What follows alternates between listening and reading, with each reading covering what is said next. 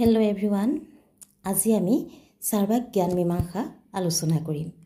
সাৰ্বাক জ্ঞান মীমাংসা আলোচনা কৰাৰ পূৰ্বে আমি জানি ল'ব লাগিব জ্ঞান মীমাংসা মানেনো কি। জ্ঞান মীমাংসা বা জ্ঞান তত্ত্ব হৈছে দৰ্শনৰ এটা ভাগ। এই ভাগত দৰ্শনৰ বিভিন্ন সমস্যা, জ্ঞান কি, জ্ঞানৰ উৎপত্তি কেনেকৈ হয়, বা প্ৰকৃত জ্ঞান বা যথাৰ্থ জ্ঞাননো কি, যথাৰ্থ জ্ঞানক কিদৰে লাভ কৰিব পাৰি, জ্ঞানৰ প্ৰকাৰ কি আদি বিষয়বিলাক আলোচনা কৰা হয়। সাৰ্বাক দৰ্শন হৈছে ভাৰতীয় অবৈদিক সম্প্ৰদায়ৰ এটা ভাগ। সাৰ্বাক দৰ্শনক ভাৰতীয় ভিত্তিত গঢ় লৈ উঠা জড়বাদী দৰ্শন বুলি কোৱা হয়, কাৰণ এই দৰ্শনে জড়ক জগতৰ মূল উপাদান বুলি স্বীকাৰ কৰি লৈছে। জড়ৰ বাহিৰে অন্য কোনো সত্তাৰ অস্তিত্ব সাৰ্বাক দৰ্শনে মানি লোৱা নাই। সাৰ্বাক জ্ঞান তত্ত্বৰ ওপৰত সাৰ্বাক দৰ্শনৰ সকলোবোৰ সমস্যাই আলোচনা কৰা হৈছে। সাৰ্বাক জ্ঞান তত্ত্বৰ প্ৰধান সমস্যা হৈছে সত্তাৰ জ্ঞান সম্ভৱনে বা যথাৰ্থ জ্ঞান লাভৰ উপায় কি। সাৰ্বাক জ্ঞান মীমাংসা আলোচনা কৰিলে দেখিবলৈ পোৱা যায় যে সাৰ্বাক দৰ্শনত তিনিটা বিষয় বিশেষভাৱে আলোচনা কৰা হয়। সেইকেইটা হৈছে প্ৰত্যক্ষ যথাৰ্থ জ্ঞানৰ একমাত্ৰ উৎস, অনুমান যথাৰ্থ জ্ঞান নহয়, শব্দ অপ্ৰমাণ্য। এতিয়া আহিছোঁ সাৰ্বাক দৰ্শনে প্ৰত্যক্ষক কিদৰে প্ৰমাণ হিচাপে স্বীকাৰ কৰিছে বা ব্যাখ্যা কৰিছে।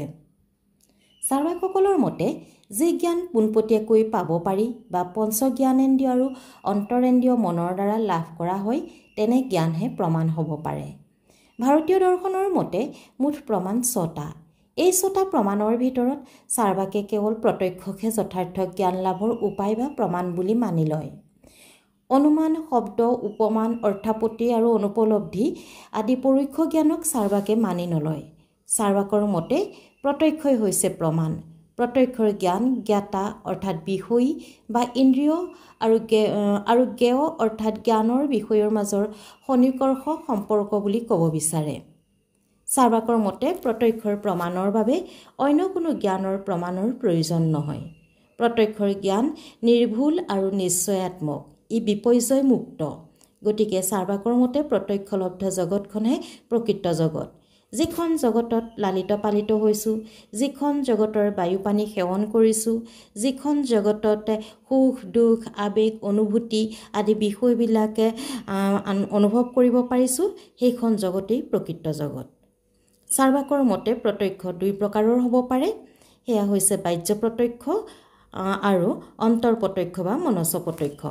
বাহ্য প্ৰত্যক্ষ চকু, কাণ, নাক, জিভা, ছাল আদি পঞ্চ জ্ঞানেন্দ্ৰিয়ৰ যোগেদি পাব পাৰি, আৰু মনস প্ৰত্যক্ষ মনৰ যোগেদি পাব পাৰি। মনৰ দ্বাৰা লাভ কৰা প্ৰত্যক্ষত সুখ দুখ আবেগ অনুভূতিবিলাক অনুভৱ কৰিব পাৰি। প্ৰত্যক্ষ নিৰ্বিকল্পকও হ'ব পাৰে, সবিকল্পকও হ'ব পাৰে। নিৰ্বিকল্পক প্ৰত্যক্ষত কোনো এজন প্ৰত্যক্ষকাৰীয়ে কোনো এটা বস্তুৰ অস্তিত্বহে প্ৰত্যক্ষ কৰে। আনহাতে সবিকল্পক প্ৰত্যক্ষত প্ৰত্যক্ষকাৰীয়ে কোনো এটা বস্তুৰ অস্তিত্বৰ উপৰিও বস্তুটোৰ গুণাগুণ নিৰ্ণয় কৰিব পাৰে। ধৰা হওক কোনো এজন প্ৰত্যক্ষকাৰীয়ে টেবুলৰ ওপৰত থকা কোনো এটা কমলা প্ৰত্যক্ষ কৰিছে। যদিহে প্ৰত্যক্ষকাৰীজনে কমলাটোৰ কেৱল অস্তিত্বটোহে প্ৰত্যক্ষ কৰে, কমলা ৰূপে নহয়, তেতিয়াহ'লে তেনে প্ৰকল্পক নিৰ্বিকল্পক প্ৰত্যক্ষ বুলি কোৱা হয়। কিন্তু যদি প্ৰত্যক্ষকাৰীজনে কমলাটো টেবুলৰ ওপৰত থকা কমলাটো এটা কমলা হিচাপে প্ৰত্যক্ষ কৰে আৰু ইয়াৰ লগে লগে ই পকা নে কেঁচা বা সোৱাদ নে হ'বনে নহয় আদি বিষয়বিলাকে প্ৰত্যক্ষ কৰে, তেতিয়াহ'লে তেনে প্ৰত্যক্ষক সবিকল্পক প্ৰত্যক্ষ বুলি কোৱা হয়। এতিয়া আহিছোঁ সাৰ্বাকসকলে অনুমানক যথাৰ্থ জ্ঞান হিচাপে কিয় স্বীকাৰ নকৰে।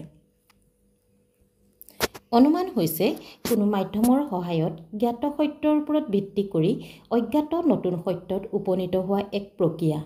ই পৰোক্ষ জ্ঞান আৰু ইয়াৰ সিদ্ধান্তৰ বাবে কোনো মাধ্যমৰ প্ৰয়োজন হয়। অনুমানৰ জ্ঞানক অনুমিতিৰ জ্ঞান বুলিও কোৱা হয়।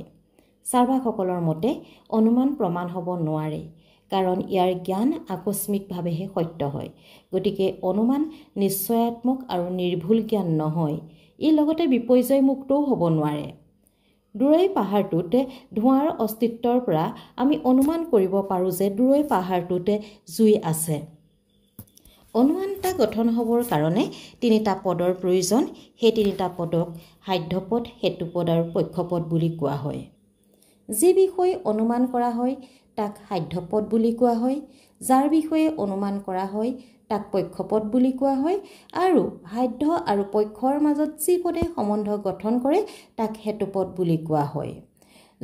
জুই সাধ্যপদ, ধোঁৱা হেতুপদ আৰু পাহাৰটো হৈছে পক্ষপদ। আকৌ অনুপান এটাত হেতুপদ আৰু সাধ্যপদৰ মাজত নিয়ত সহচৰ সম্পৰ্ক থাকিব লাগিব। সাধ্যপদ জুই আৰু হেতুপদ ধোঁৱাৰ মাজত নিয়ত সহচৰ সম্পৰ্ক থাকিলেহে পাহাৰত জুই থকাৰ কথা অনুমান কৰিব পাৰি। অনুমান এটাত নিয়তৰ সহচৰ সম্পৰ্ককে ব্যাপ্তি সম্পৰ্ক বুলি কোৱা হয়। গতিকে অনুমান ব্যাপ্তি সম্বন্ধৰ ওপৰত নিৰ্ভৰশীল। চাৰ্বাকসকলে অনুমানক প্ৰমাণৰূপে মানি নোলোৱাৰ প্ৰধান কাৰণটোৱেই হৈছে অনুমানৰ বাবে ব্যাপ্তিৰ প্ৰয়োজন। ব্যাপ্তি হৈছে কোনো দুটা ঘটনা একেলগে ঘটিলে সেই অনুক্ৰম অতীত, বৰ্তমান আৰু ভৱিষ্যত এই তিনিও কালতে ব্যাপ্ত থাকে বুলি ধৰা হয়। অৰ্থাৎ হেতু আৰু সাধ্যৰ মাজৰ নিয়ত সহচৰ সম্পৰ্ক তিনিও কালতে একেই হ'ব বুলি বিশ্বাস কৰা হয়। অতীতত মানুহ মৰিছিল, বৰ্তমানেও মৰিছে আৰু ভৱিষ্যতেও মৰিব বুলি যি বিশ্বাস কৰা হয় সিয়েই হৈছে ব্যাপ্তি।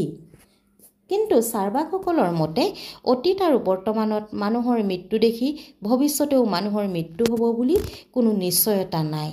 ইয়াৰ উপৰি এই বিশাল বিশ্বৰ সকলো সময়তে বা সকলো ঠাইতে মানুহ মৰিছে বুলি আমি ধৰি ল'ব নোৱাৰোঁ। প্ৰত্যক্ষৰ জ্ঞান বৰ্তমানতহে সম্ভৱ। অতীত আৰু ভৱিষ্যতক প্ৰত্যক্ষ কৰিব নোৱাৰি বাবে ইয়াৰ জ্ঞান সম্ভৱ নহয়। গতিকে প্ৰত্যক্ষৰ দ্বাৰা ব্যাপ্তিৰ জ্ঞান সম্ভৱ হ'ব নোৱাৰে। চাৰ্বাকসকলৰ মতে দুটা ঘটনা সদায় একেলগে সংঘটিত হ'লেই সিহঁতৰ মাজত নিয়ত সম্পৰ্ক আছে বুলি ক'ব নোৱাৰি। কাৰণ সাধ্যপদ জুই আৰু হেতুপদ ধোঁৱাক একেলগে দেখি সিহঁতৰ মাজত নিয়ত সম্পৰ্ক আছে বুলি ভাবিলে ভুল কৰা হ'ব। কাৰণ ধোঁৱা কেঁচা খৰিৰ পৰাহে ওলায়। ইয়াত এটা বিষয় অৱজ্ঞা কৰিহে অনুমান কৰা হৈছে, সেয়া হৈছে কেঁচা খৰি। শুকান খৰিত ধোঁৱা ওলোৱা দেখা পোৱা নাযায়। চাৰ্বাকসকলৰ মতে ব্যাপ্তিক যিহেতু প্ৰত্যক্ষৰ দ্বাৰা পাব নোৱাৰি, গতিকে ব্যাপ্তিক অনুমানৰ জৰিয়তে পাব লাগিব।